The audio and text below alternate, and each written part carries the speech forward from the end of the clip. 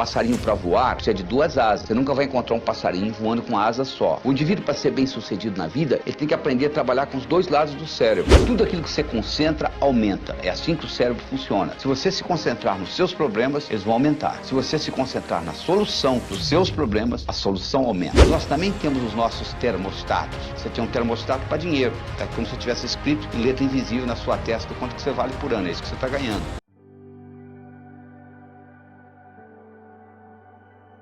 Do mesmo modo que você aprende física, você aprende química, você pode aprender a ser bem-sucedido. Para que qualquer coisa ocorra no seu universo físico, são necessários 3 componentes. São necessários querer, o saber e a oportunidade. Imagine que você queira atravessar um cabo de aço de um prédio para outro. Você queira, você sabe atravessar, mas não existe cabo de aço, você não vai conseguir. Vamos supor que você queira, existe o cabo de aço, mas você não sabe, é impossível, não é verdade? Se você sabe, se você tem o cabo de aço, mas hoje você não está afim, você também não vai atravessar. Então o que nós vamos mostrar aqui no Sucesso é como que nós criamos esse contexto onde esses 3 componentes se manifestam: o querer, o saber e a oportunidade. Se você continuar fazendo o que você sempre fez, você vai continuar obtendo o que você sempre obteve. Não é só assistir o vídeo, você vai ter que fazer alguma coisa diferente. Porque se fosse só assistir o vídeo ou só ler, você poderia ler a Bíblia e ir para o céu. Não é bem assim, não é verdade? Então o que nós vamos exigir aqui é que você assista o vídeo. Você vai ter que assistir esse vídeo várias vezes, porque repetição é a mãe do aprendizado. Como é que você aprendeu a andar? Você levantou, caiu, levantou, caiu, levantou, caiu, até que um dia você andou, não é verdade? Você não aprendeu da noite por dia. Sucesso também, nós não conseguimos aprender da noite por dia. Você tem que estudar, você tem que ler, você tem que assistir esse vídeo várias vezes, para que isso seja incorporado na sua estrutura psicológica e faça parte de você. Que você internalize, seja parte de você, esse conhecimento que nós estamos passando aqui. Depois que houver uma internalização disto e você começar a aplicar, isso vai ficar automático para você. Então, do mesmo modo que escovar os dentes se tornou um hábito para você, sucesso pode se tornar um hábito. Mas para se criar um hábito, é necessário que pelo menos passe pelo seu cérebro aquele tipo de pensamento 21 vezes. O passado já passou e o futuro ainda não chegou. Então só existe o aqui e agora. Existem pessoas que se escondem no passado. Eu sou assim porque o meu pai fez isso, porque a mãe fez isso, porque a minha infância foi assim. A sua infância já passou. Não tem nada que você possa fazer a respeito. E não adianta você se preocupar com o futuro, porque o futuro ainda não chegou.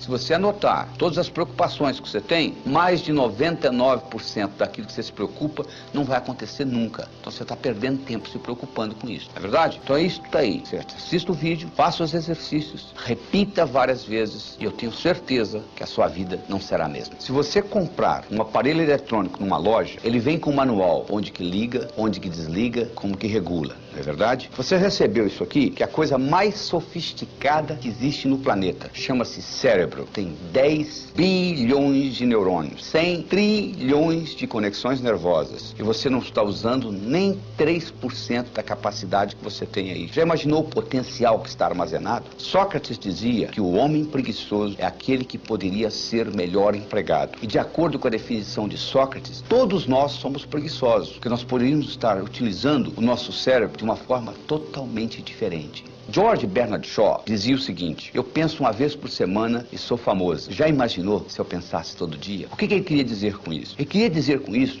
que a maioria não usa o cérebro para pensar. Usa o cérebro para ter pensamentos. É totalmente diferente. Se eu lhe pergunto se há 5 dias atrás foi um dia antes de quarta, que dia que será depois de amanhã? Para você responder essa pergunta, você tem que pensar. Mas o que você faz 99% do tempo é ter pensamentos. Então a primeira coisa que você tem que entender é a diferença entre pensar e ter pensamentos. Para você entender isso melhor, eu vou lhe dar a anatomofisiologia do cérebro. Ele tem 2 hemisférios, o esquerdo e o direito. O esquerdo armazena a razão, o direito armazena a emoção. Esses hemisférios, eles têm funções distintas. O esquerdo é digital, o direito é analógico. O esquerdo é analítico, o direito é sintético. O esquerdo pensa em preto e branco, o direito pensa em colorido. O esquerdo é detalhista, o direito é global. Você, por exemplo, tem um indivíduo que é muito cérebro esquerdo. Ele se preocupa com o detalhe, mas ele não vê o todo. Ele consegue ver a árvore muito bem, mas ele não consegue ver a floresta. O indivíduo que é cérebro direito, predominantemente, ele já faz o contrário. Ele consegue ver o todo, mas ele não consegue ver o detalhe. Ele consegue ver a floresta, mas ele não consegue ver a árvore. Então o que nós estamos fazendo aqui, nós temos que fazer um equilíbrio entre o cérebro esquerdo e o direito, entre a razão e a emoção. Todas as vezes que houver uma incongruência, uma discrepância entre o cérebro esquerdo e o cérebro direito, você paga um preço. Se você disser assim, cérebro esquerdo, eu vou roubar um banco, e o cérebro direito, a emoção disser, não faça isso não que é antiético, e você vai e rouba o banco, 10 anos depois você aparece com câncer, o que aconteceu? Houve uma incongruência, houve um conflito entre a parte esquerda e a parte direita do seu cérebro, houve uma depressão do seu sistema imunológico, e com isto você sofre um câncer 10 anos depois. Além disto, se você aprende a integrar esses dois lados do cérebro, é como um passarinho. Um passarinho para voar precisa de 2 asas. Você nunca vai encontrar um passarinho voando com uma asa só. O indivíduo, para ser bem sucedido na vida, ele tem que aprender a trabalhar com os 2 lados do cérebro. Se ele é só cérebro esquerdo, é aquele indivíduo que você conhece, que é inteligente, sabe cálculo, sabe matemática, trabalha numa lojinha no centro da cidade, é o caixa lá, e lá vai ficar a vida inteira. Por outro lado, o indivíduo que só trabalha com o cérebro direito é aquele indivíduo muito criativo, com grande imaginação, que não implementa nada que ele imaginou. Van Gogh pintou 1.600 quadros, vendeu um, viveu e morreu na miséria. Na verdade, ele tinha um cérebro direito muito evoluído, mas ele não tinha o discernimento necessário para vender os quadros e ter uma boa vida. Do mesmo modo, para nós podermos assimilar o conhecimento, se nós assimilamos com os 2 lados do cérebro, faz uma diferença muito grande. Tudo aquilo que você aprendeu só com um lado do cérebro, você esquece. Se você fizesse aquela prova que você fez para passar no vestibular, ou para entrar no colegial, ou aquela prova de ginásio que você tirou 10, se você fizesse aquela prova novamente hoje, você não tiraria a mesma nota, não é verdade? Mas se você sabe nadar, tem 10 anos que você não nada, se você entrar na piscina, você nada. Se você sabe andar de bicicleta e tem 10 anos que você não anda de bicicleta, se você montar numa, você anda, não é verdade? Por quê? Andar de bicicleta, nadar, você aprendeu com os 2 lados do cérebro. E aquilo que você fez lá na escola, você aprendeu com um lado só do cérebro. Por isso que você esqueceu. Então o que você faz? Você passa a vida inteira aprendendo, esquecendo, aprendendo, esquecendo, aprendendo, esquecendo. Mas mesmo assim, aprendendo e esquecendo, você está melhor do que aquele indivíduo que não aprendeu, não é verdade? Porque o conhecimento você esqueceu, mas sobrou alguma coisa. Sabe o que sobrou? A sua habilidade de pensar. Como é que você usa o seu cérebro para melhorar o seu discernimento, para você poder fazer decisões de uma forma melhor. Tem gente que tem dificuldade para fazer decisões. O indivíduo não consegue decidir entre uma coisa e outra. É como se uma parte do cérebro queria uma coisa, outra parte do cérebro queria outra. E ele acaba não decidindo por nenhuma das duas. E isso é muito importante se aprender na vida, porque a sua vida você está fazendo constantes decisões. E outra coisa importante que você tem que entender como o cérebro funciona, existe uma lei universal chamada lei do aumento. Tudo aquilo que você concentra, aumenta. É assim que o cérebro funciona. Se você se concentrar nos seus problemas, eles vão aumentar. Se você se concentrar na solução dos seus problemas, a solução aumenta. Então é muito importante você focalizar onde você quer gastar a sua energia. Henry Ford dizia, se você pensa que você pode, ou se você pensa que você não pode, de qualquer jeito você está certo. Porque uma vez que você está trabalhando com as suas crenças, você está sempre certo. Você já notou que você está sempre certo? Sempre você certo? A outra pessoa que não consegue entender? Porque você está partindo de um princípio que está codificado no cérebro. À medida que você começa a mudar essas percepções, você vai entender que percepção é realidade e tudo mais é ilusão. Força de vontade é aquilo que você faz no dia 31 de dezembro, falar no próximo ano eu vou fazer isso, eu vou fazer isso, eu vou fazer isso. Quanto tempo isso dura? Quase nada, não é verdade? Agora, se você está automotivado, a história é totalmente diferente. Você vai fazer acontecer. É isso que nós vamos provocar aqui. Nós vamos provocar uma automotivação para o sucesso. Existiu nos Estados Unidos um indivíduo chamado Andrew Carnegie. O Andrew Carnegie era na época dele o que o Bill Gates é hoje. O que o Bill Gates é para a era da informação, Andrew Carnegie foi para a era da industrial. O Andrew Carnegie era tão rico que ele deixou o dinheiro para construir o Carnegie Hall em Nova York. Ele deixou o dinheiro para construir a Carnegie Mellon University nos Estados Unidos. E o senhor Andrew Carnegie, um dia, num momento de reflexão, ele teve um insight. Ele disse, eu vou deixar muito dinheiro para o mundo, como de fato ele deixou. Mas eu gostaria de deixar para o mundo mais mais do que dinheiro. Eu gostaria de deixar essa habilidade que eu tenho, que tudo que eu coloco a mão vira ouro. Então ele resolveu criar a chamada ciência do sucesso, o que faz um indivíduo bem-sucedido. Como ele era um indivíduo muito ocupado e não tinha tempo para fazê-lo, ele contratou alguém que o fizesse. Ele saiu procurando alguém. Uma noite, numa festa, ele conheceu um jovem de 19 anos de idade, de nome Napoleon Hill. Ele ficou impressionado com a inteligência desse jovem e ele propôs para esse jovem trabalhar durante 25 anos desenvolvendo a ciência do sucesso. E durante 25 anos, Napoleon Hill teve a oportunidade de entrevistar 16.000 pessoas. Das 16.000 pessoas que ele entrevistou, 1.000 eram milionários. Dos 1.000 milionários, ele selecionou 500, que além de terem dinheiro, tinham saúde, boa vida familiar, paz de espírito, etc. E ele estudou profundamente as características desses indivíduos e comparou com o resto. Pessoas, de um modo geral, o que elas fazem? Elas se escondem no passado ou se escondem no futuro. É muito fácil você se esconder no passado. Você reclama que você é do jeito que você é por causa das circunstâncias da sua infância, do modo que seu pai lhe batia, sua mãe te tratava, etc. Ou você pode se esconder no futuro, se preocupar com as coisas que vão acontecer. Você já prestou atenção na palavra preocupar? Pré-ocupar. O que é pré-ocupar? É você ocupar a sua mente antes da hora. Se a sua mente estiver ocupada, você não tem tempo de pré-ocupar. E como é que você ocupa a sua mente? Se comprometendo em fazer uma diferença na sua vida. Se você hoje de manhã teve no café da manhã ovos com presunto, a galinha que botou os ovos estava envolvida no seu café da manhã. O porco estava comprometido. Ele deu a vida pelo presunto, para ser transformado em presunto. Entende a diferença? No seu cérebro não existe futuro. Sabia disso? Você já acordou amanhã? Não, é sempre hoje.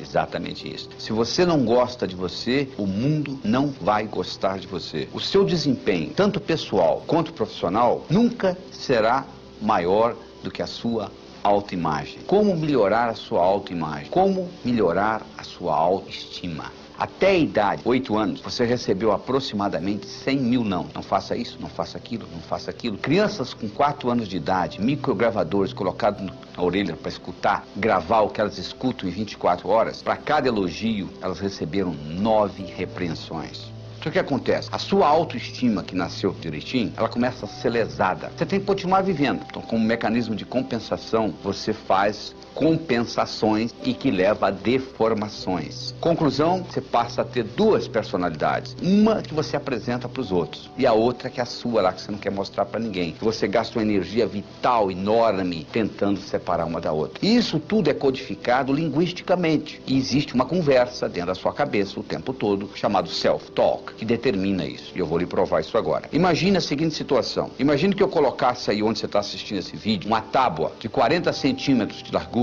e 10 metros de comprimento. Eu colocasse no chão e solicitasse que você andasse nessa tábua de um lado para o outro. Você conseguiria? Provavelmente sim. Agora eu pegaria essa tábua e colocaria essa tábua entre os 2 prédios Twin Towers do World Trade Center em Nova York, 2 prédios mais altos de Nova York. E agora eu solicitaria que você atravessasse essa tábua de um lado para o outro. Você faria? Provavelmente não. Mas fisicamente você consegue fazer. Você não fez lá, não andaria no chão? O que acontece? Imediatamente vai aparecer no seu cérebro chamado self-talk. Olha, você vai escorregar, ó, você vai cair, ó, vai ventar, não é verdade? Você nunca deixou de fazer nada na vida porque o seu peito doeu, ou porque o seu braço doeu, ou porque a sua perna doeu. Você deixou de fazer alguma coisa na vida, que alguma coisa aconteceu dentro do seu cérebro, não é verdade? Pois é, isso tem muito a ver com a codificação que você tem da sua autoestima. Porque essa autoestima foi gerada através do seu crescimento, do seu desenvolvimento. Nos primeiros 7 anos de vida, você não tinha capacidade cognitiva. O seu cérebro funcionava como se fosse uma esponja. Você estava consciente, mas você não estava consciente que você estava consciente. Essa é a verdade. Então, a religião que você tem, os preconceitos, as suas crenças com relação a dinheiro, a Deus, a amor, a saúde, a velhice, tudo isso foi codificado nos primeiros 7 anos de vida. Dos 7 aos 14, você entrou na fase de modelação. Você começou a modelar os outros. Você começou a copiar o comportamento das pessoas. Se a sua mãe dizia, não minta, mas você ouvia ela mentindo pro vizinho, você chegava à seguinte conclusão, mentir é válido. Ou seja, você incorporava o comportamento e não o que as pessoas estavam dizendo. E você começou a fazer julgamentos. Por volta dos 14 anos, você entrou na terceira fase,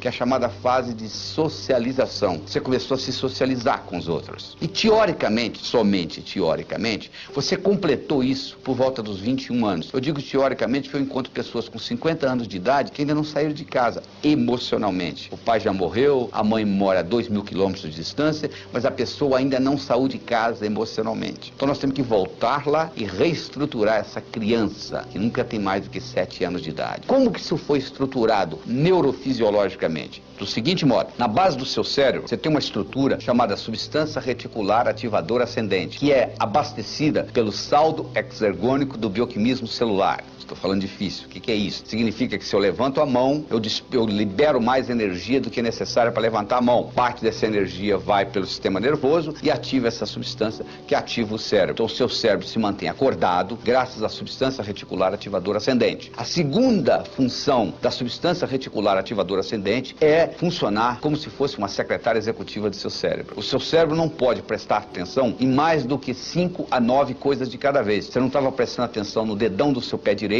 até que eu falei, nem tampouco na ponta do seu nariz, nem no lóbulo da orelha esquerda, e assim por diante. Você não pode prestar atenção em tudo isso, no que eu estou falando, na temperatura da sala. Opa, peraí, tem que ter uma prioridade. E a substância reticular ativadora ascendente estabelece essa prioridade. Quem estabelece para ela? O cérebro. O cérebro diz, ó, isso é importante, eu quero ver, isso não é importante, eu não quero ver. Então as suas crenças foram codificadas e o cérebro diz para a substância reticular, é isso aí. Então imagina uma menina com 12 anos de idade abusada sexualmente. Ela chega à seguinte conclusão, homem não presta. O cérebro dela diz para a substância reticular, então se você encontrar um homem que não presta, eu quero saber. Quando você encontrar um que não presta, eu não quero ver. E daí para frente, o que é que ela vai encontrar na vida? Homens que não prestam. Então com isso se perpetua. E você então passa a ter a sua vivência de acordo com as suas crenças, de acordo com a sua autoestima. Está entendendo como a coisa funciona? Se você quiser mudar a sua vida, você tem que começar mudando a sua autoestima, mudando a sua percepção, você muda a sua realidade. Coisas são óbvias, não é verdade? Mas o óbvio só é óbvio para a mente preparada. Então nós temos que preparar essa mente, e como que nós preparamos? Mudando essa janela, mudando a sua percepção. Sabe como é que eles treinam o elefante? Eles pegam uma corda, amarram no elefante, amarram numa árvore. Ele tenta sair e não consegue, tenta sair e não consegue. Ele desiste. Isso quando ele é bebê. Aí ele cresce pensando que ele está amarrado numa árvore. Quando ele já é adulto, o palhaço amarra uma corda nele, amarra na perna do tamborete, da cadeira lá, ele continua pensando que está amarrado numa árvore. Nós podemos fazer a mesma coisa com pulgas.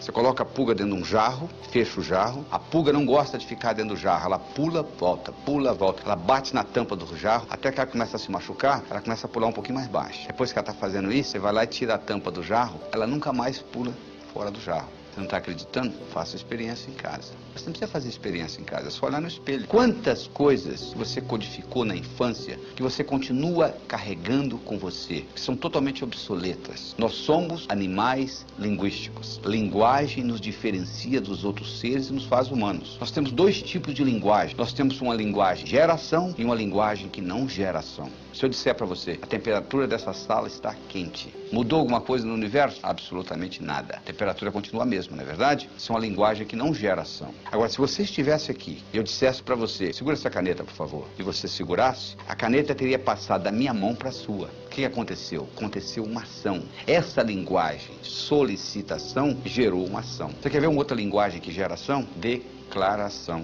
Você vai perante um juiz, homem e mulher, e o juiz diz, eu declaro vocês marido e mulher, e 5 segundos depois que ele acabou de dizer isso, você levanta a mão e diz assim, sou juiz, eu não quero me casar mais. Sabe o que ele vai dizer para você? Agora é muito tarde, você agora tem que se divorciar, porque eu já declarei, eu já criei uma realidade jurídica na sua vida, através de uma declaração. Então vamos analisar isso mais cuidadosamente. Imagine se ao invés do juiz, você fosse no seu vizinho que é bancário, pedisse a ele para lhe casar. Você acha que ficaria válido? Claro que não. Ele não tem autonomia, ele não tem autoridade para declarar marido e mulher, não é verdade? Então, para você ter uma declaração, você tem que ter autoridade. Segundo, tem que acontecer no aqui e agora. O juiz não diz, eu declaro que vocês serão marido e mulher. O juiz diz, eu declaro que vocês são. E terceiro, tem que ser positivo. Ou seja, o juiz não declara, eu declaro que vocês não são mais solteiros. Isso não é declaração. A declaração é no positivo, é no aqui e agora, e alguém que tem autoridade. Agora eu lhe pergunto, quem tem mais autoridade sobre você? Você. Então você tem a possibilidade de recriar você linguisticamente. Esta é a verdade. E como é que você recria você linguisticamente? Declarando. Eu declaro que sou inteligente. Ser fazer, ter. As pessoas pensam que é o contrário. Se eu tivesse inteligência, não, eu declaro ser inteligente. Eu passo a fazer o que gente inteligente faz, eu passo a ter inteligência. Eu declaro ser próspero, eu passo a fazer o que gente próspera faz, eu passo a ter prosperidade. Por isso que o ser vem antes do ter. Porque se você tiver o ter sem o ser, não pertence a você. Eu declaro ser a força criadora na minha vida. Significa que tudo que ocorrer de bom e tudo que ocorrer de ruim, eu sou responsável. Eu declaro ser saudável, fisicamente, mentalmente, emocionalmente, espiritualmente. Eu declaro ser sincero para comigo mesmo. Eu declaro ser livre. Significa que eu sou livre, você é livre. Eu tenho direito de pensar o que eu quiser, você tem o direito de pensar o que você quiser. Então, à medida que você vai fazendo isso, você vai mudando a cibernética do seu cérebro. Nós também temos os nossos termostatos. Você tem um termostato para dinheiro, tá? Como se tivesse escrito em letra invisível na sua testa o quanto que você vale por ano, é isso que você está ganhando. Tem um termostato para saúde, você tem um termostato para relacionamentos, e você pode modificar esse termostato através da linguagem e através da visualização. Se você visualiza e sabe visualizar com nitidez, se você sabe visualizar a cores, isso tem um impacto enorme nesse termostato. Deixa eu contar para você uma história com relação a termostato. Era uma vez um indivíduo que era o melhor corretor de imóveis que você poderia encontrar. Ele só ganhava $30 mil por ano. Nos Estados Unidos isso não é muita coisa. Um dia ele foi hipnotizado. Durante a sessão hipnótica descobriu-se que quando ele tinha 7 anos de idade o pai dele tinha morrido e a companhia para a qual o pai trabalhava tinha dado uma cerimônia e tinha convidado dele e a mãe, tinha havido um discurso quanto o pai dele tinha sido honesto, trabalhador, dedicado, etc, etc, etc,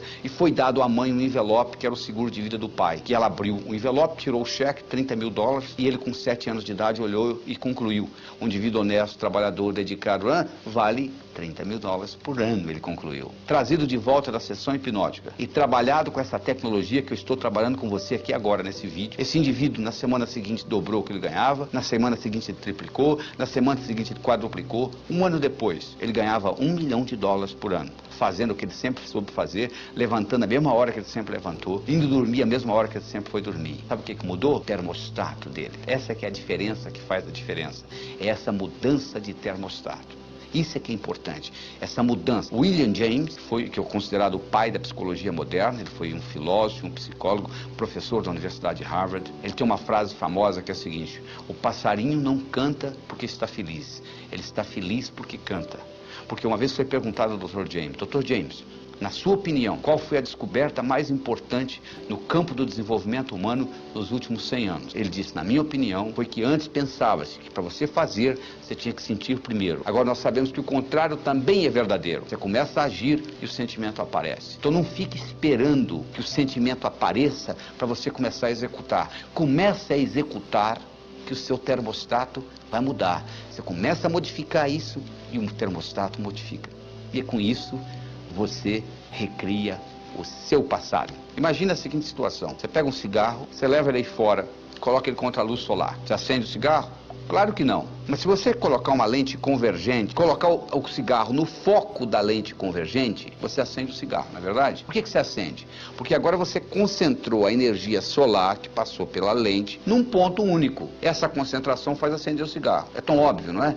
A mesma coisa ocorre conosco. Se você pegar a sua energia vital e espalhar ela entre o passado e o futuro, não sobra energia para o aqui e agora. Se por outro lado você for capaz de concentrar isso tudo no aqui e agora, sem resquícios de passado ou de futuro, você vai poder fazer coisas que parecem milagrosas, porque você está utilizando energia no momento presente, no aqui e agora. Mas o que acontece de um modo geral? Você às vezes quer utilizar, mas dentro de você existem crenças que vão contra. Então tem-se o que na psicologia se chama de dissonância cognitiva. Dissonância cognitiva é quando você faz uma coisa e lá no fundo você não gostaria de fazer. Então faz. Então, por exemplo, você gosta de dizer sim para os seus amigos, né?